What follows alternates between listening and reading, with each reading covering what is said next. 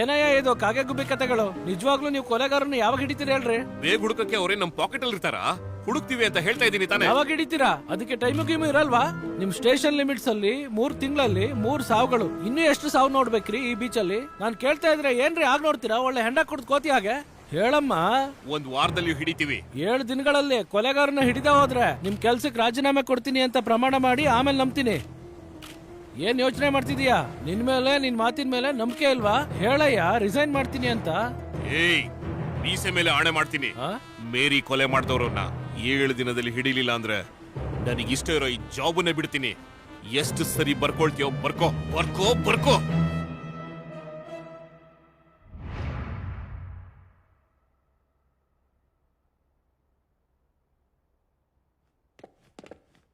Sir, ಕರ್ದ್ಬಿಟ್ಟು ಯಾಕೆ ಮಾತಾಡ್ತಿಲ್ಲ? ಮಾತಾಡೋದಕ್ಕಲ್ಲ, ಮಾತಾಡೋದಕ್ಕೆ ಕರ್ದಿದ್ದೆ.